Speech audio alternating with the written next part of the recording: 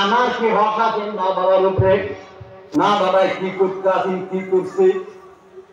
আমার যে হকগুলি মা বাবার উপর আছে, মা বাবাই হকগুলি আদায় করছে কিনা, এই সম্পর্কে কিছু কই।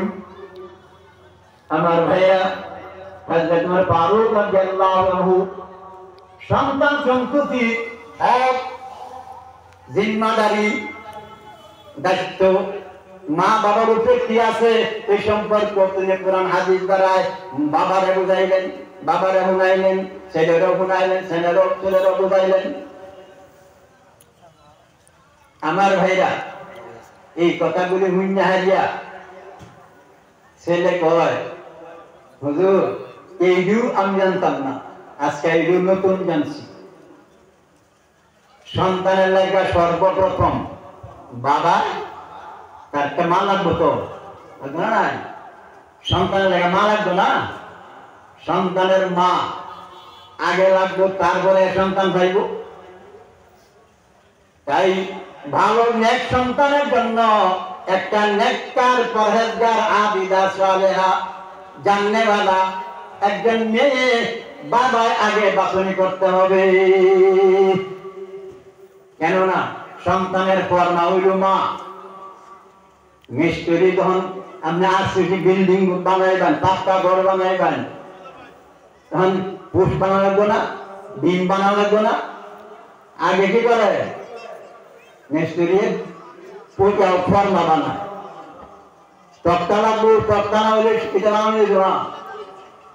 আর তক্তাকে সিধা আনুন যে বেহা বুহা মিলে সিধা দিকটা বাবা দিকটা আর একটু শক্ত দিকটা আনুন যে ওতে আবার তক্তা আনুন যে মিস্ত্রি বাবারাম কুয়ে দেয়, তাহলে কাম হয়েছে আমি আমার লোক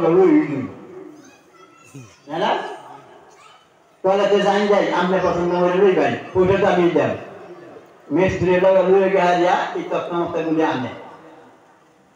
মিস্ত্রি আগে ডিম বানাইবার আগে ডিমের জন্য তক্তা ফিটিং করে, ফুল বানাইবার জন্য আগে তার তক্তা ফিটিং করে, আর সাইজের লেগা ফিটা দেয় মাপে। এটা সবই জানি। আমার ভাইয়েরা সাইজ করতে গিয়ে মাপর যদি কোনো ব্যস্ত হয়,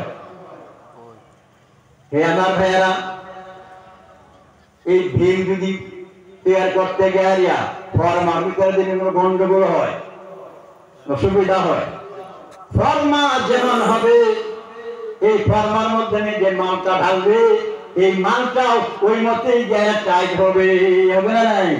ফরমার মাপ মতে ভীম হবে, ফরমার মাপ মতে পুষ হবে।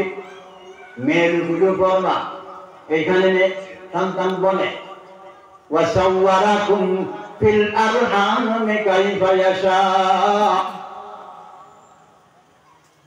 তোমাদের সুরত, তোমাদের রং ঢং, তোমাদের আকৃতি প্রকৃতি বলিদা মার পেটের মধ্যে একটা জায়গা আছে যে জায়গার নাম রেহেম রয়েছে, ওই জায়গার মধ্যে বানানো হয়, ফিটিং করা হয়।